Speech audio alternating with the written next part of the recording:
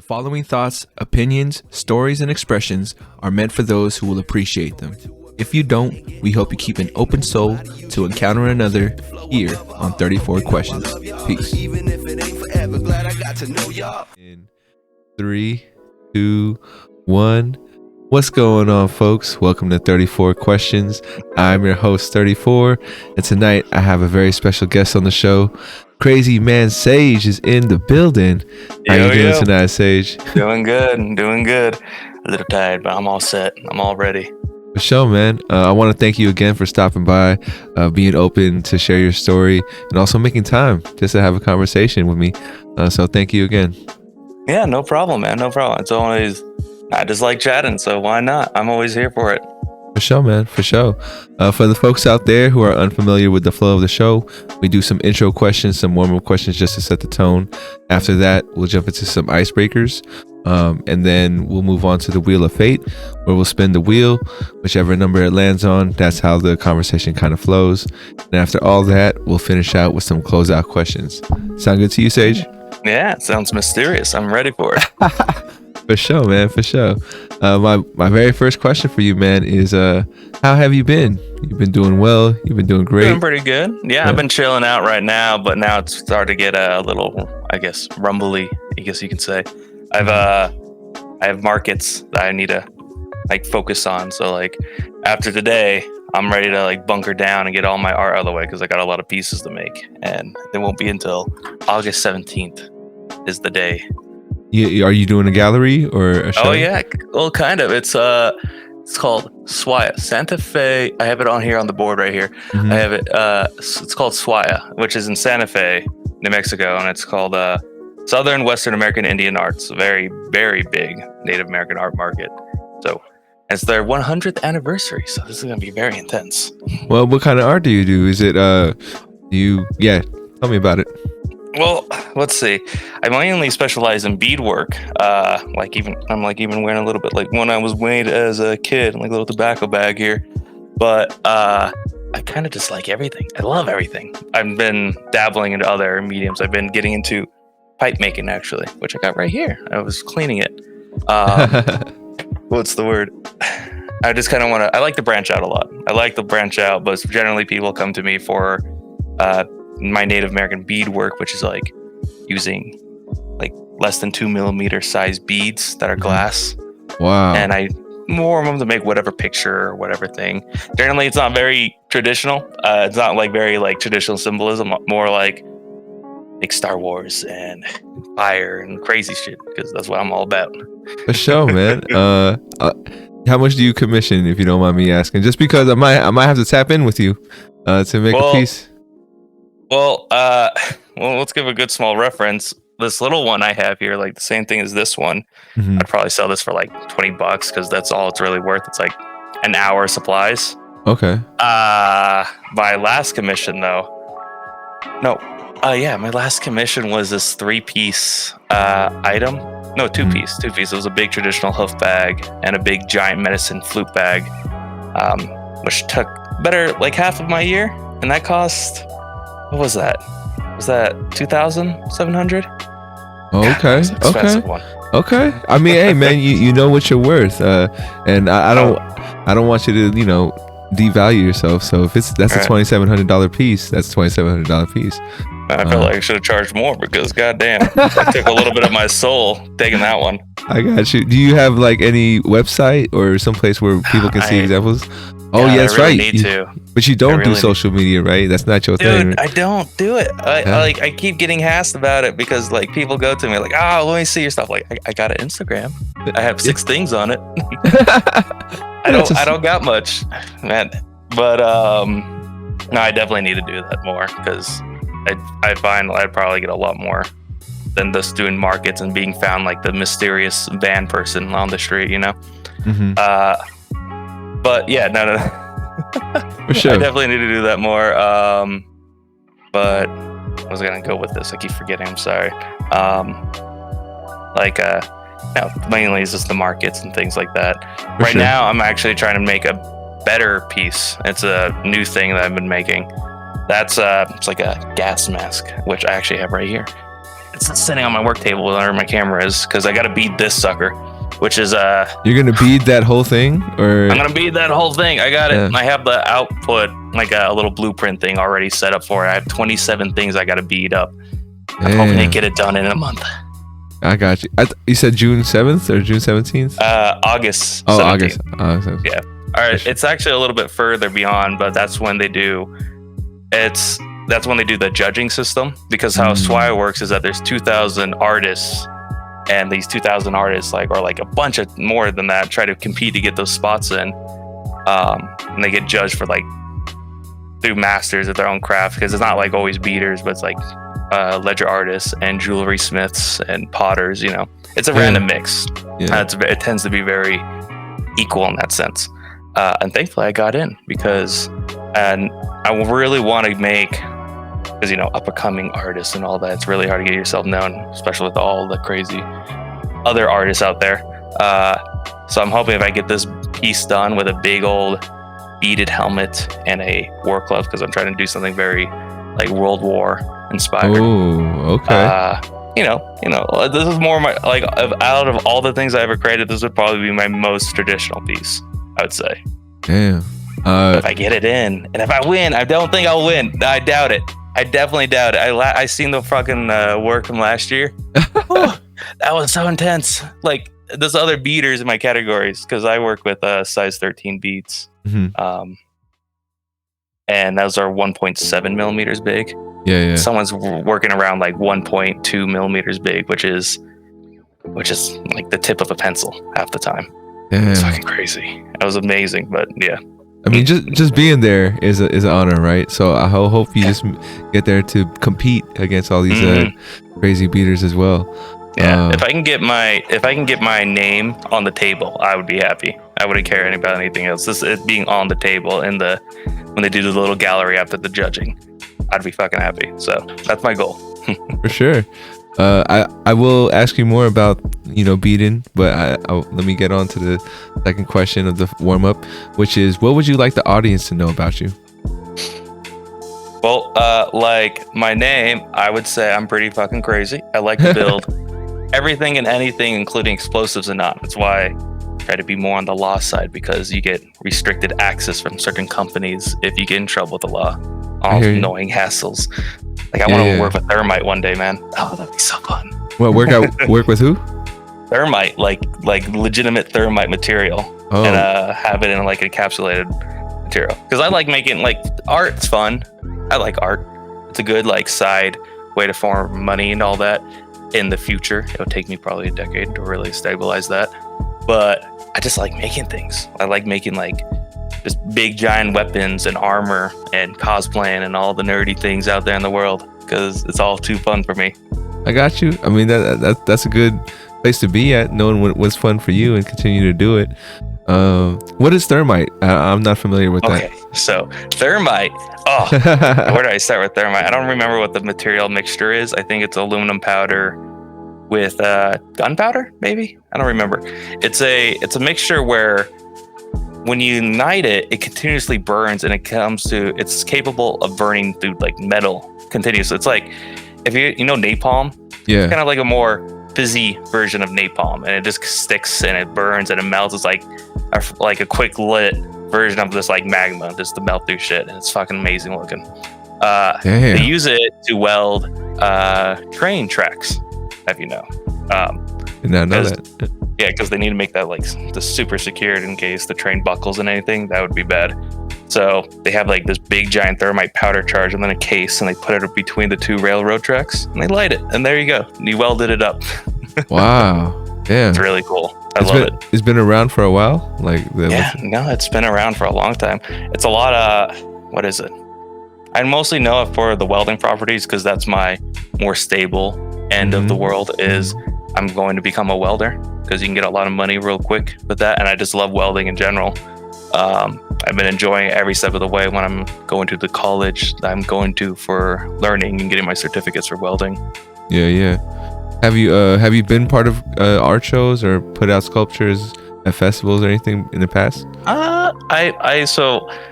Before, because art has been pretty much my whole livelihood on my dad's side, and I've been around a lot of markets. But what was it? Was it last year or 2 years ago? I had my name officially on the Swire booth. So this is my second time ever getting in. Oh, for sure. And once you're getting in, that's when you really have to start making your name for yourself and all that. But besides that, it was mostly like joining up on my dad's booth, having like a few pieces just kind of sitting there, don't have my name up at all. I'm just chilling. Yeah.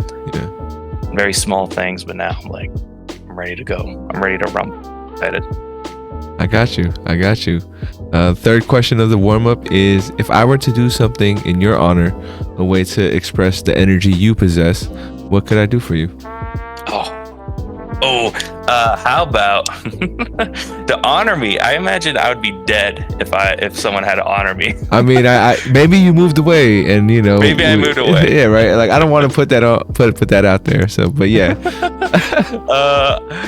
I guess it would have to be something either mechanically or explosive.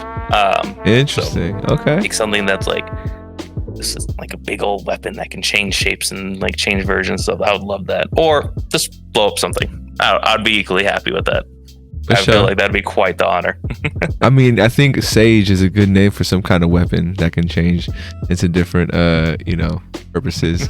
But now we know. We got you, man. Oh yeah.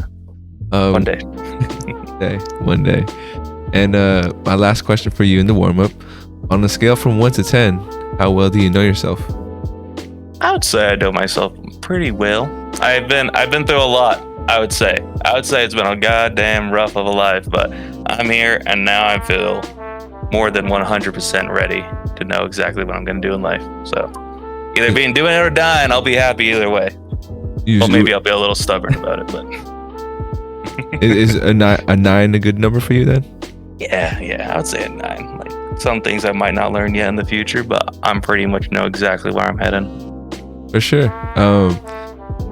You don't gotta give me I don't know if there's a short answer to this, but how did you get to a 9? A lot of people, yeah. That's a big question. I don't think there's a short version to this, but nah.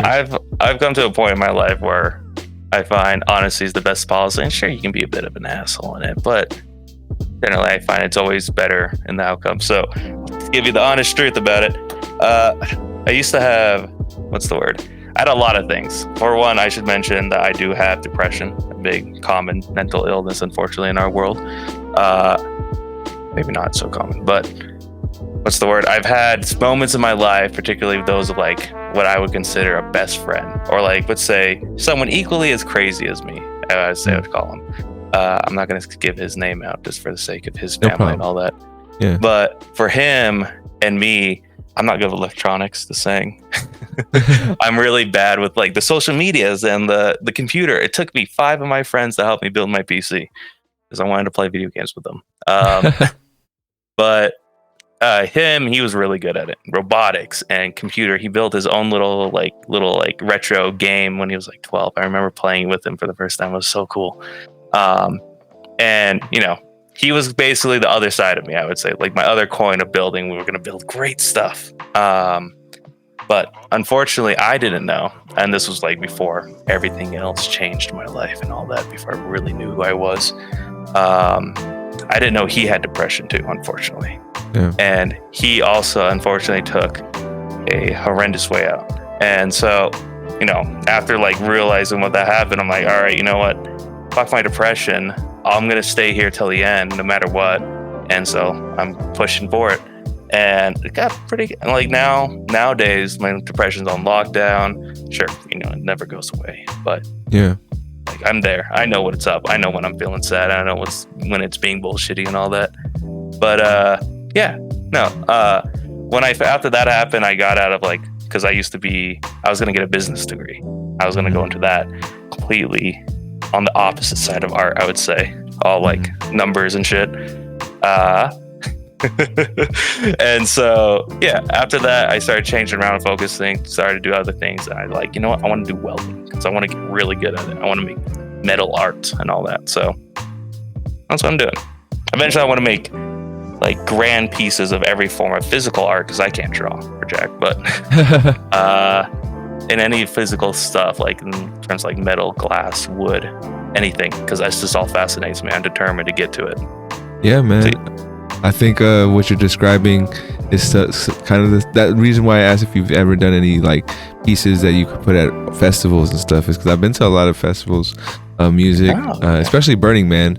I don't know if I want to go to a Burning Man one day. One day you gonna love the pieces out there. And I've seen some of their vehicles, and they're just so cool. Like some of the people that make the craziest things. I would love to make like my own crazy vehicle and go out there one day. That would be crazy, man. The vehicles are clubs on wheels, basically, for the most part. But then you have the really small ones, which are cool too. I remember being out there, and like this is a vast like desert area, and you need a bike for any first timers who are thinking about going. You need a bike, or else you're gonna be walking. And then the little carts come by, and so if they're usually nice enough to be like, you need a ride to the other side of the playa. But yeah. And also, I just want to thank you for being open to talk about what happened with your friend. Depression. Like, but for you, what's that difference between someone that's going through the motions of life versus someone that's really feeling depression? Let's see. That'd be a little bit tough to answer, but I think I can get it. I can get a little bit of a throwaway in there. For sure.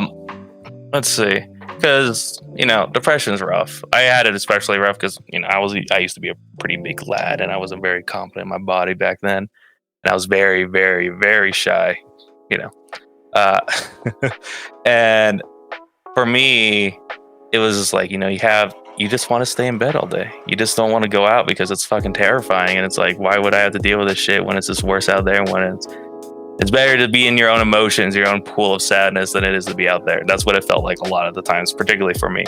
And I have friends, had and have, time goes on and all that, who've dealt with depression or mental illness. And it's a little bit different for everyone.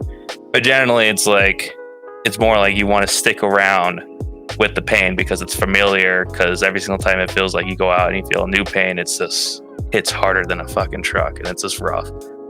But it does get a little bit easier because you get used to it a little bit. It's a little hard. I think compared to someone who's like goes through the emotional life, it feels a little weird because I hear my friends and they worry about such trivial things sometimes. I'm like, I'll be there like to help them out sometimes here and there, but sometimes I just don't understand. Money being particularly one of them, because I used to live in I've been on both sides, I would say, because my family's split. I have my mom's side, which I'm currently living around for the welding stuff until I go back to my dad's side and, go do more art because he's an artist. He's a lawyer and an artist. But live on my dad's side on the startup. We lived in like the worst places. We were on the brink of being homeless, I would say. California, when I was living there, because I traveled all over because dad's a lawyer, like I said. And combine that with artists where you're just trying to get jobs and markets everywhere you're going. So you're traveling a lot by car in that sense. But I remembered in what's the word?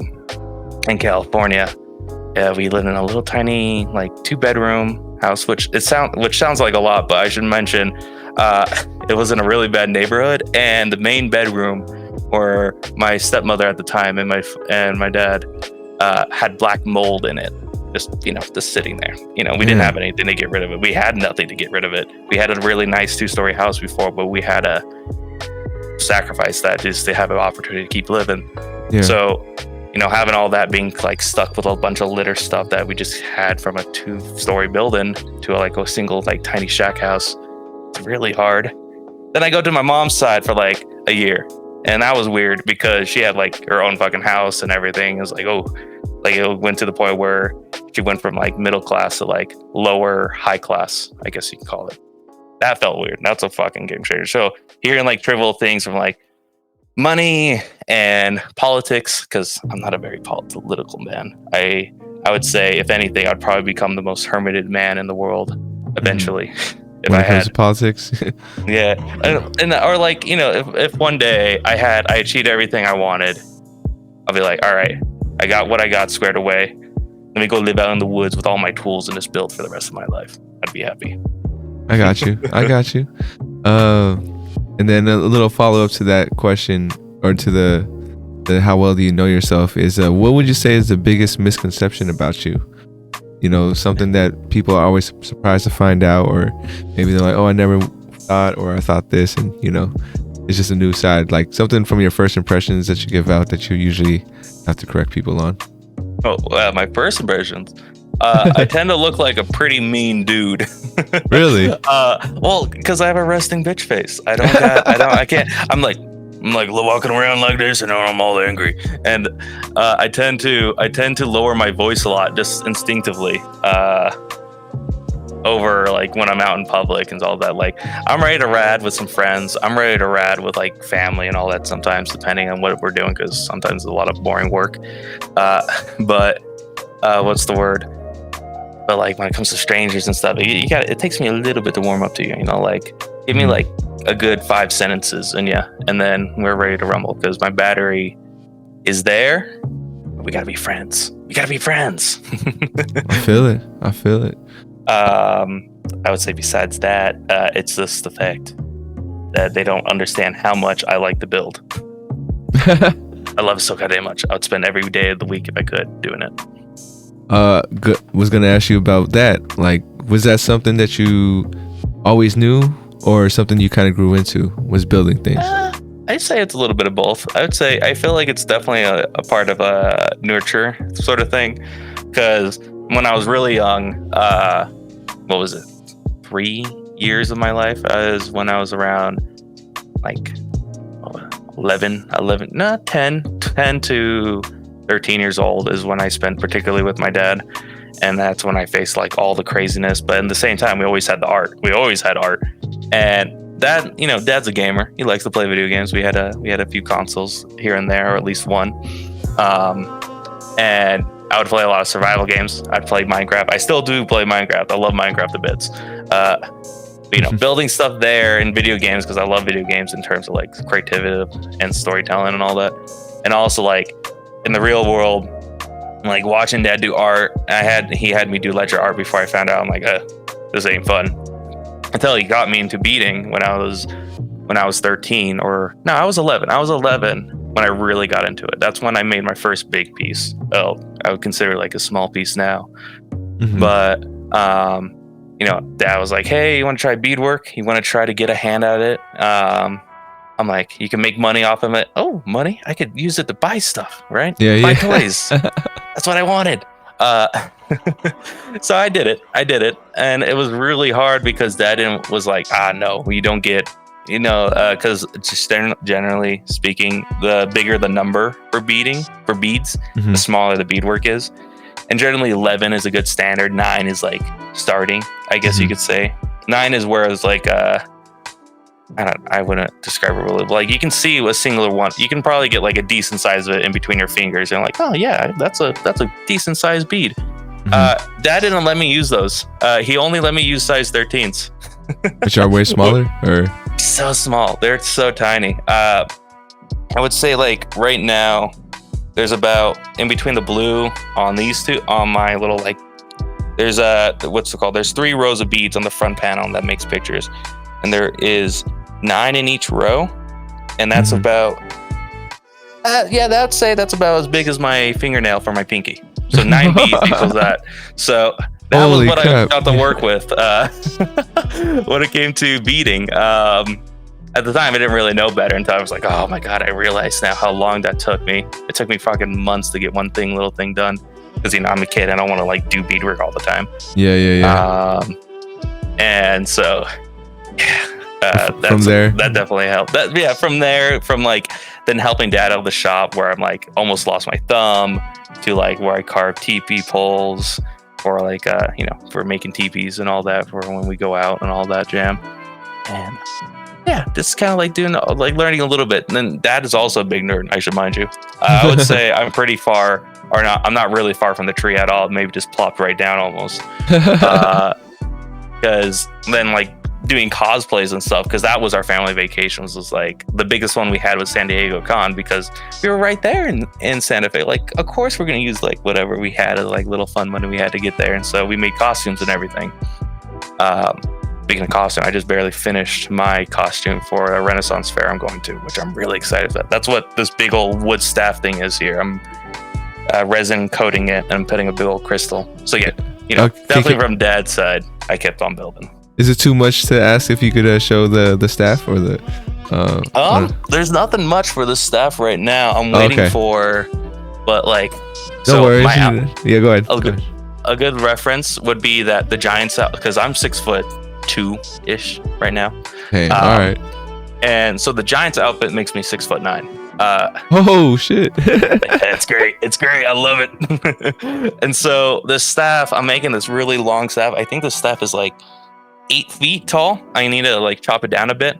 But there's cracks in it, and so I'm like filling up the cracks, and I'm gonna sand it down, and I'm gonna put a big old crystal on the end and make it look really fancy. Because this Renaissance park, one of my friends that goes to it weekly, says they do trinket trading. So I want to make this big old staff for this big giant wild man, giant looking dude, and he would trade little trinkets and put them on the staff. I think that would be a really rad idea. That is sick.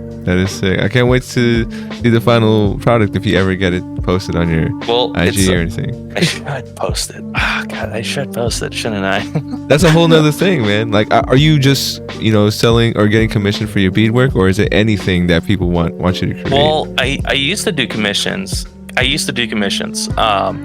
But my last commission, which was that big piece, which was, what was that, 2019 or something, was my last one, because that took it took half a year to build, and it took like a quarter of my soul to do, because goddamn, that was such a rough one. I got you. So, because like, just to give context, that piece was to a man who was a billionaire. It was like insane to me at the time. Like, holy crap. Some guy, billionaire dude's willing to buy this piece that he hasn't even, not sure is even made yet. It's definitely not even made. He's like, he wants the whole thing custom. Like, all right, I'll make that. But I mean, I was quite a bit lazier back then. And so like this rushing it and getting it done, it was just so god awful. Granted, a bit of it was on my part, but a bit of it was just like, because it was from my mother's side that I got known to, that I was introduced to it. And so like mother wanted me to get it really, really done real quick. And like just embarrassed her about it. And it was just like I got the money in the end, but it was a bad experience overall. That made me really want to stop. So unless someone really it has to be something interesting to me. That's the only time I'll ever accept a commission. If someone has something like, oh, can you make this sort of thing? I'm like, oh, I never thought about that before. Yeah, I'll make that for you. Gotcha. But yeah, no, right now it's market. I might, depending on how this market goes and how I get fleshed out as an artist, if I can get my foot in the door this year, then I'll probably do a little bit of commission work. But like, because one thing I specialize in, particularly in like the native art community, is hoof bags, and no one makes hoof bags anymore.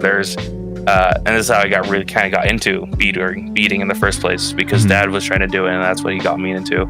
So my first ever big piece was a hoof bag, which we hunted ourselves. And what a hoof bag is, I should mention, is it's a small container of this big. It depends on the animal you hunt, but for the first one, it was antelope feet. I hunted an antelope. I wasn't the one that killed it, but I did kill another animal there that I used its feet for a future project during the hunting trip.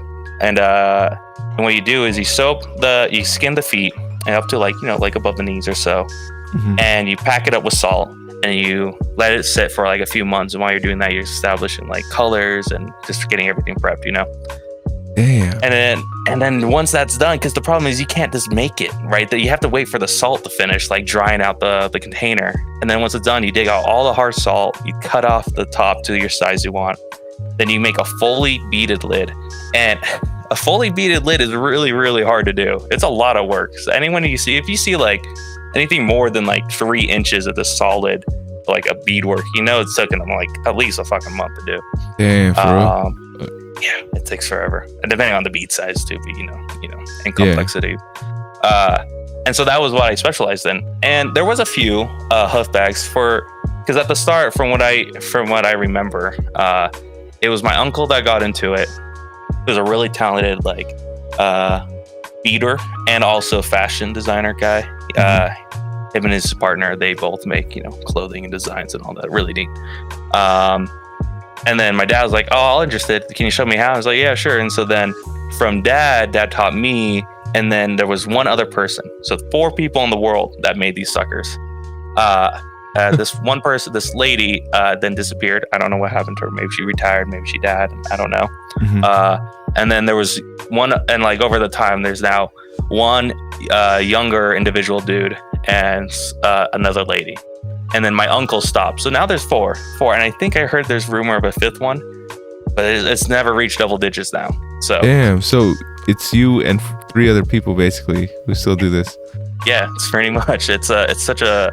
It takes half a year.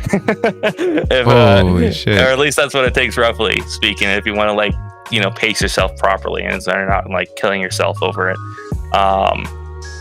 That's crazy, man. It takes a long time. That's why no one makes them, because they're so complicated and take forever. Now no one wants to do them. Yeah, you don't think there's people like now I work with high school students. I run an after school program for them, and yeah, I'm trying to think of new things that they can do. Is this something that they can learn, or even though it's not part of their culture, how do you old feel? Are the kids? They're like they're high schoolers, 14, 15, 16. Okay. Yeah. Well, I think if they were on the older end, then sure. It's mostly the sense of getting the legs. Personally speaking, like how I would do it is I straight up just like when me and dad, we would go up to the res or some hunting grounds and we'll hunt the animal ourselves. So some people might not be so grand about that. I got you. It is messy. It is incredibly messy. You get blood all over you while you're doing the whole process. So if they don't mind being messy and dirty, and they don't mind waiting, because you have to like, you're just sitting there getting supplies, and then after like 2 weeks of getting all the supplies, you're sitting there hoping the bag, because it's animal fur still. So you have to make sure the container's clean, or like the fur is clean and no bugs eat away the fur, because once they eat it, then that fur is not coming back. It's not growing back. And so you just have a ruined piece. We had a few of our bags ruined like that, like when we had them standing, because it just like bugs got into the house. Another reason why I hate bugs so much, because furs and animal skins and stuff like that, I don't like it when they get at them. I really try to make sure there's not a single bug in the house. So like they don't mind waiting, and they don't mind that, then yeah, I'd say it's fun. And it's not like you have to do like the crazy complicated shit right away. Beading in general is very rewarding if you're patient or stubborn like me. And you can make all sorts of crazy stuff. I've made hats. I'd made a hat, I should say. I'm gonna make more hats for the market, because they sold really well. And like this, they're fun to do. You can make them, you can apply them to anything really, I find. You just need the leather or the material, and you just put it over whatever it is you want. I have it on a hat, another hat that my dad actually beaded for me. It was a gift from my welding buddies back in high school, and it's a nice little leather California Republic hat from one of my friends in Utah and all that, and he gifted it to me because we never were gonna see each other again, but that was like our little memento thing. Gotcha, man. You just made me think about that kind of project I could do with the kids. So I probably can't do exactly what you described, but I think I found some inspiration. So thank you for that. Yeah, no problem. I definitely say like these very simplistic shapes. I think people underestimate how much lines really make a difference for a piece or like an image, and then they want to put that image on something they're beading, and then it's like, oh no, I don't have enough space because the beads are not small enough, or the piece is just too small, or like I don't have enough time or patience for it. There's a lot of those sort of factors. So keeping it nice and simple is always better than overestimating yourself, I guess you could say. Yeah, for sure.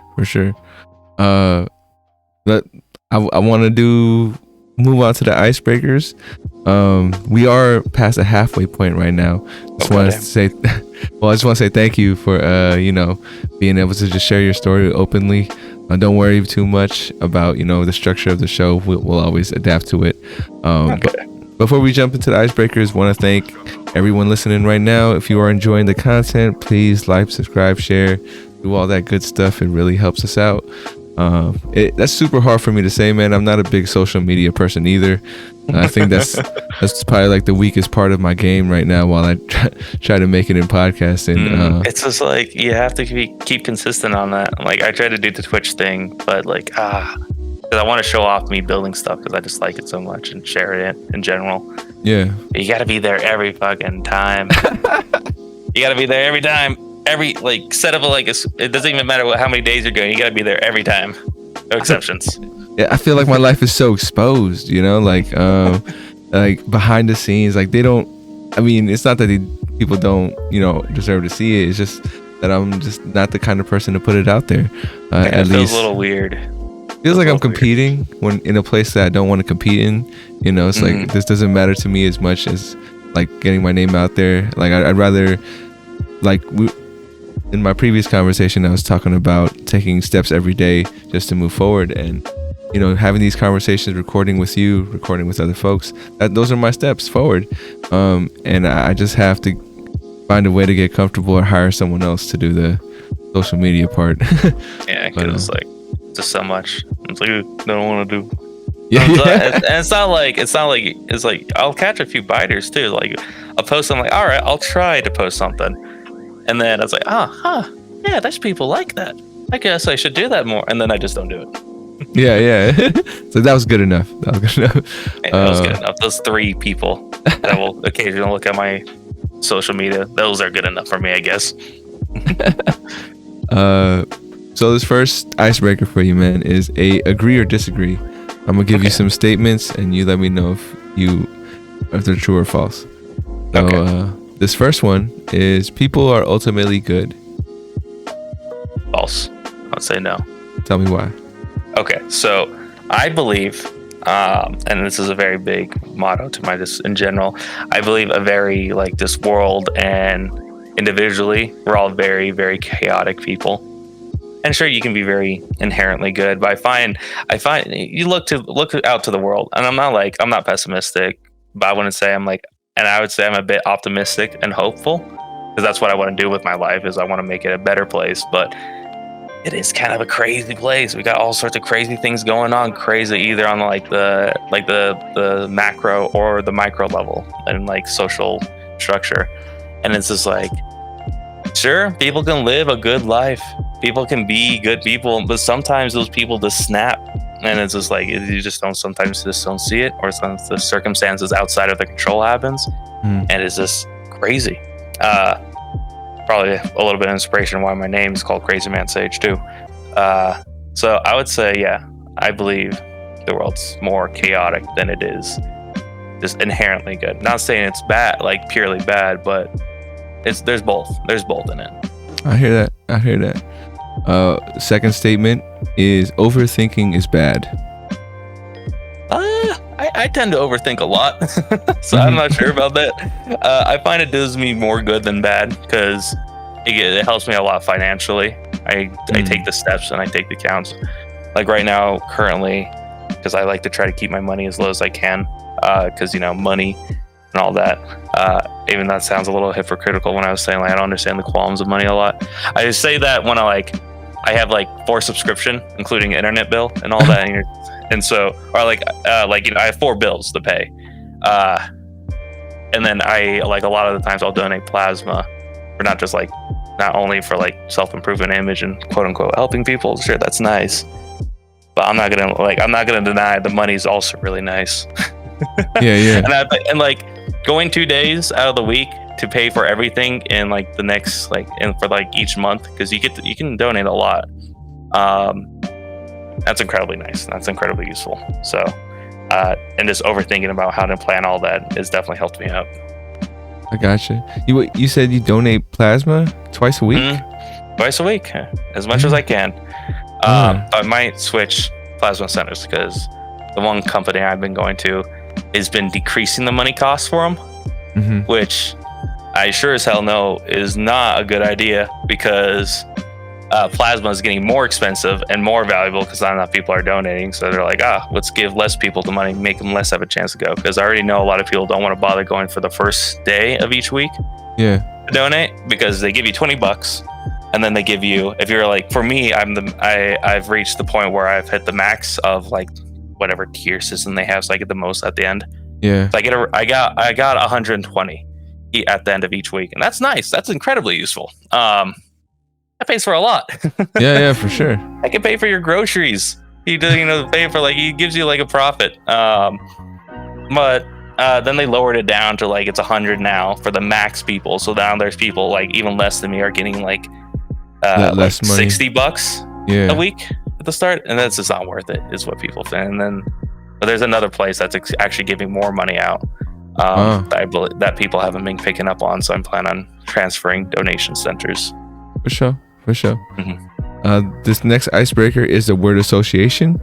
You're gonna have 34 seconds to 34 seconds to give me as many word associations you can give me. The record is 10. So basically, I'm gonna give you a word and you just give me the first thought or first word that comes to mind. Oh, okay, I can do that. Yeah. Super simple. Mm-hmm. So here we go. In 3, 2, 1. Funny. Hilarious. Music. Art. Okay. Friends. Family. Money. Happiness. Life. Chaotic. Food. Delicious. Freedom. Important. Past. Regretful. Culture.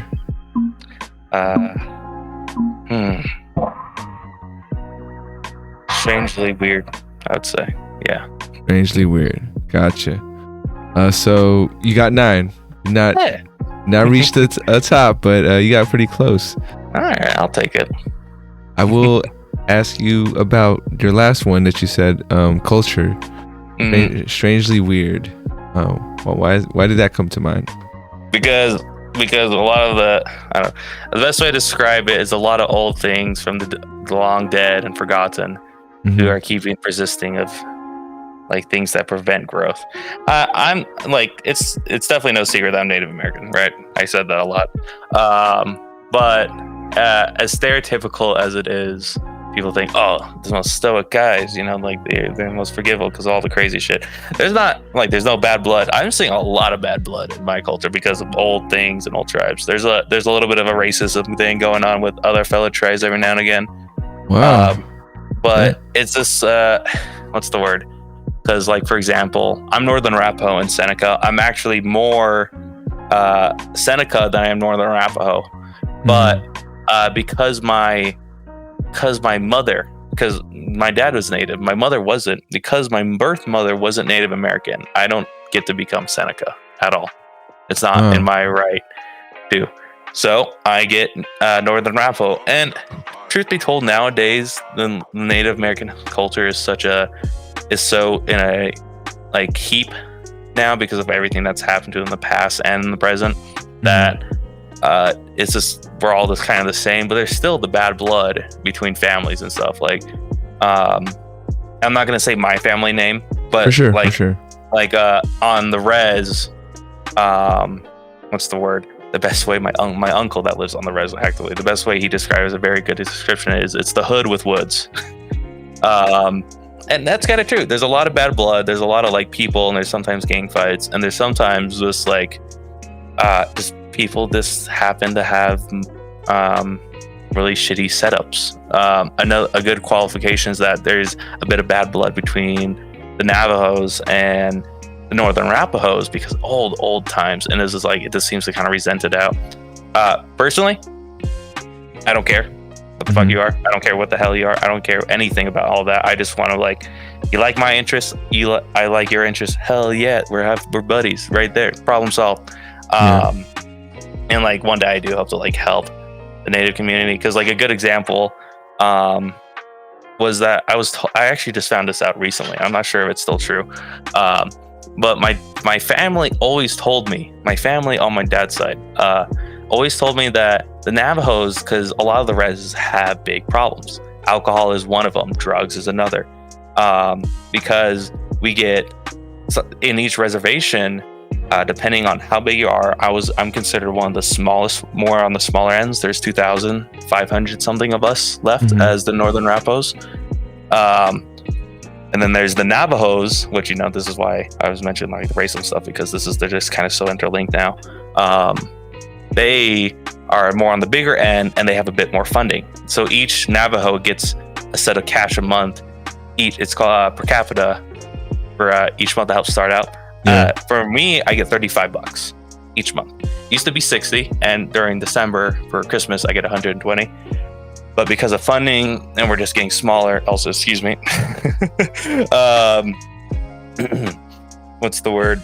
It's lessened down. But the Navajos have a few oil areas and a few casinos and stuff that helps with profits. And for what I was always told, they would get paid like a couple $1,000s.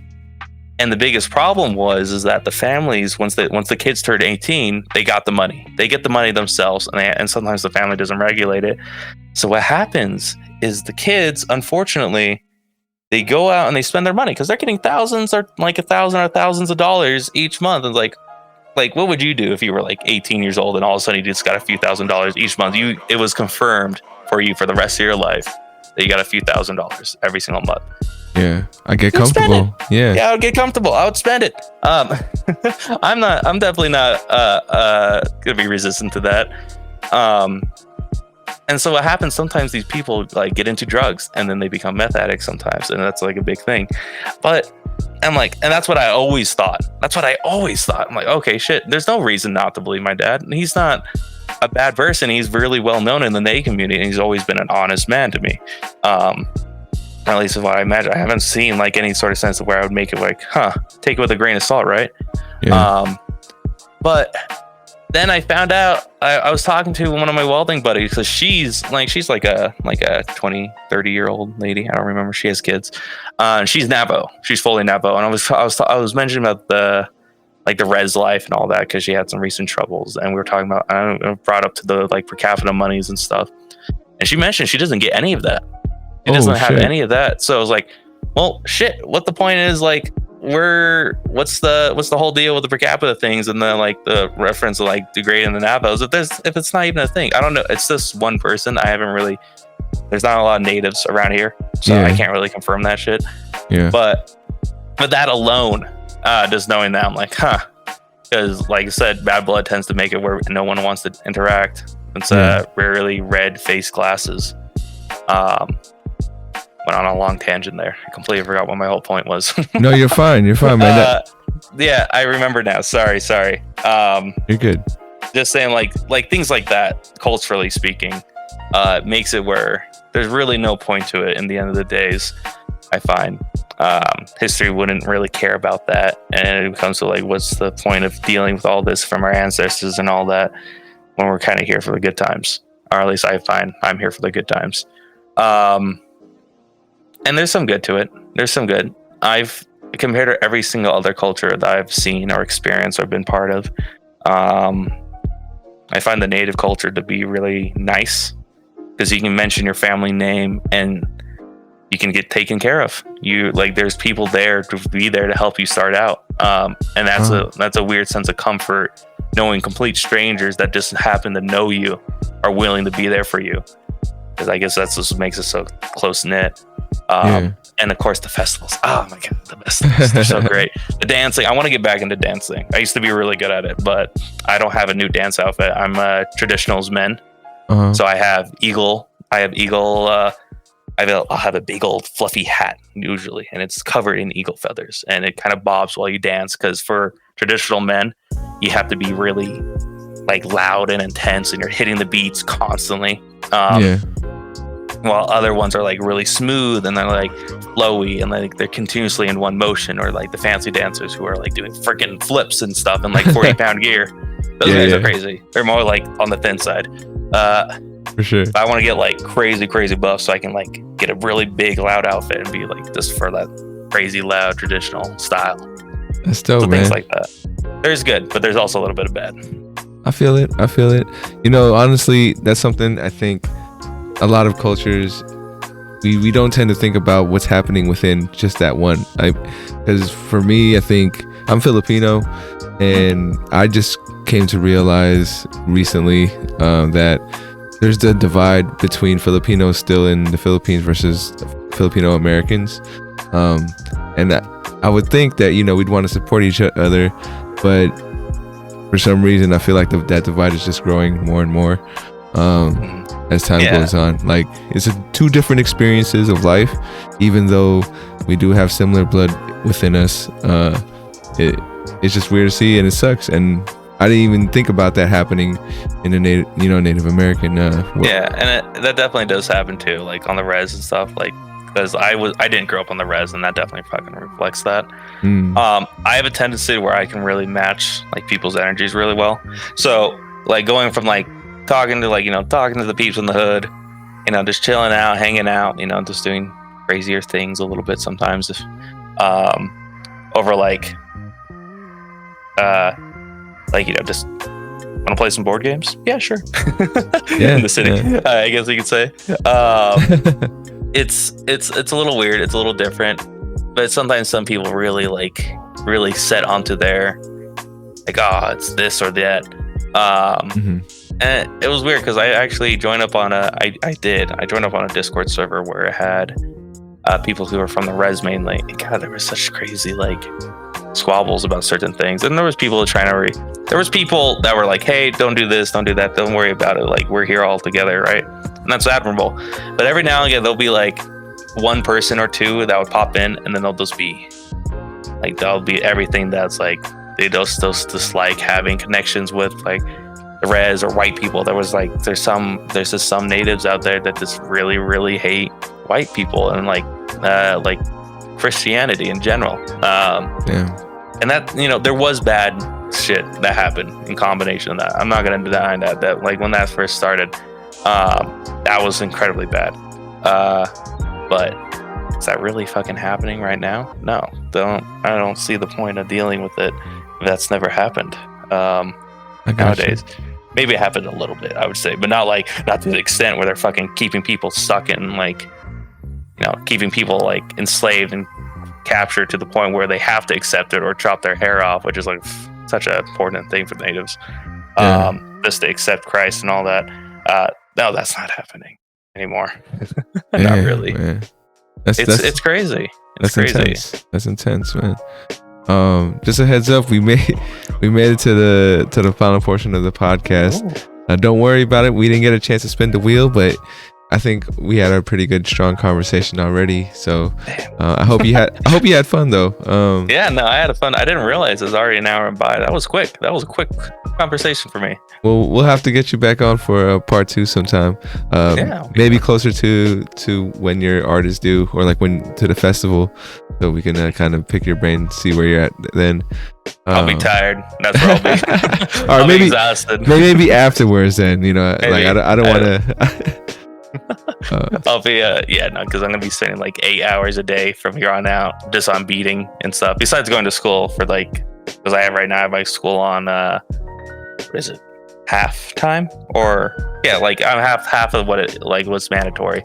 I see. Or not mandatory, but what's the standard, just so I can focus on the art, because I got a lot of it going. you have your own balance, man. So whatever's working for you, stick to it. So this next part is called the 34th mantra. I have this phrase for you: I am blank, I can blank, I will blank. Maybe for some folks it could be the most uncomfortable part of the podcast, just because I'm going to switch you over to another screen where it's a reflection, basically. So you'll be talking to yourself, and it is I am, I can, I will. So fill in those blanks. I am, I can, I will. All right. Hello. All right. Let's see. I am, I can, I will. I am chaotic. I can. It's a good word. Not ascend, but I guess I can. Yeah, we'll go ascend. I can ascend. I will succeed. Yeah. I don't know. I feel like despite everything, I feel like no matter how I end up in life from this forward on, I will succeed in some way. So I guess you could say I'm very much ready for anything to come.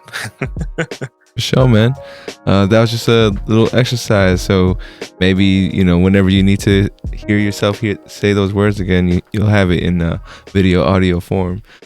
Good. Moving on to the next question, which is actually from my previous guest. Shout out to Connor. His question for you is,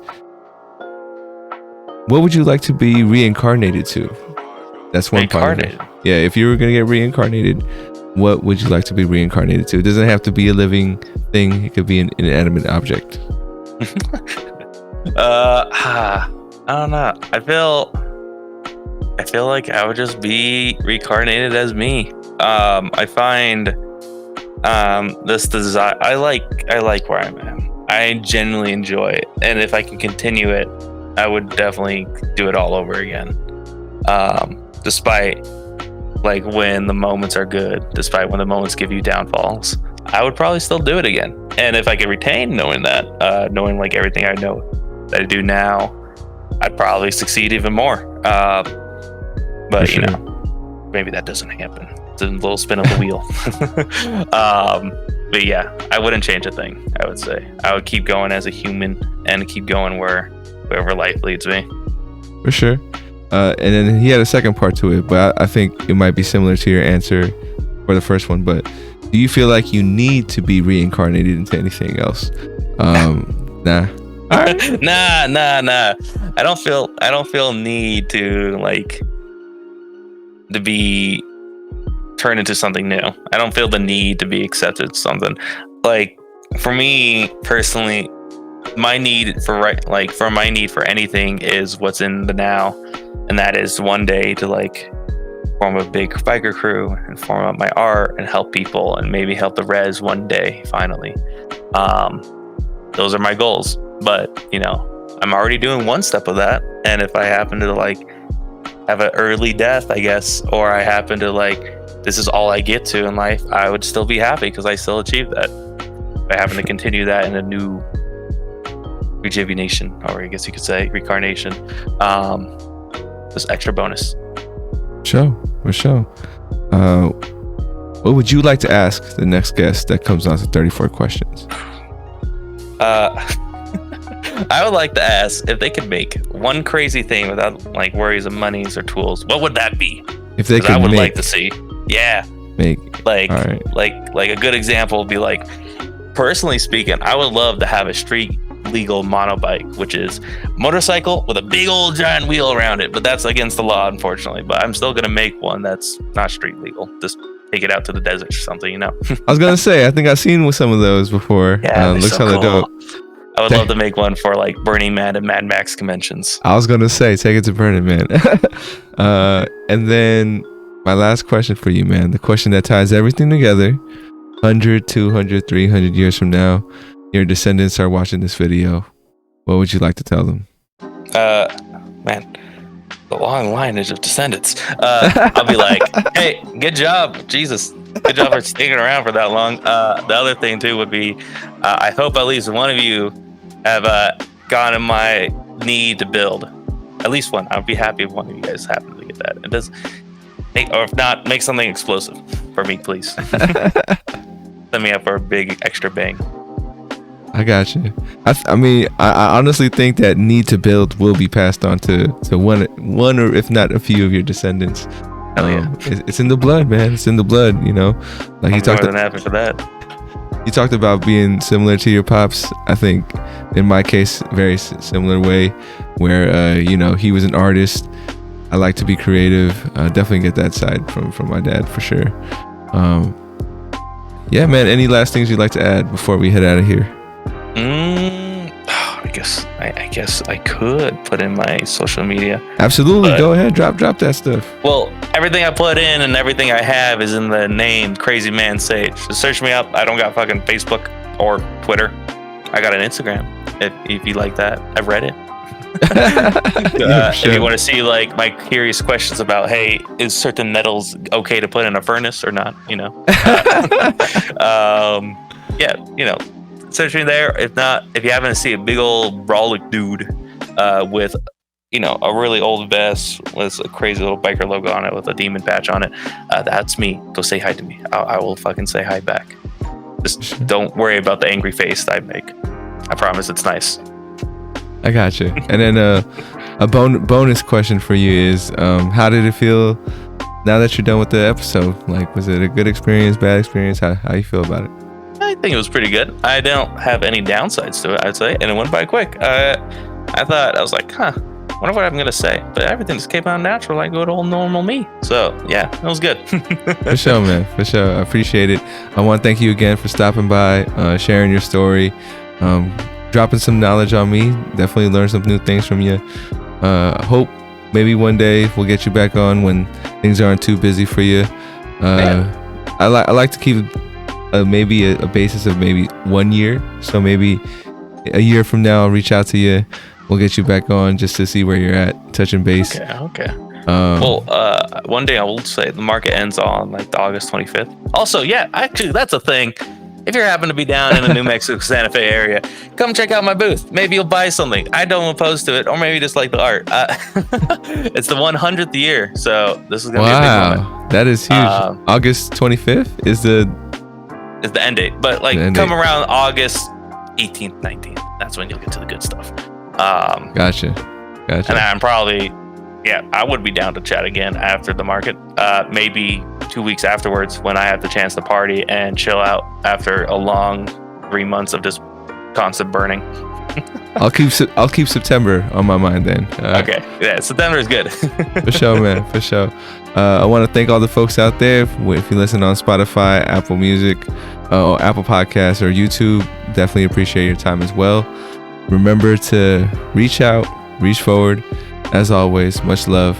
And we'll catch you guys next time on 34 Questions. Peace. Peace. All right, man. It fades out from there. All right. And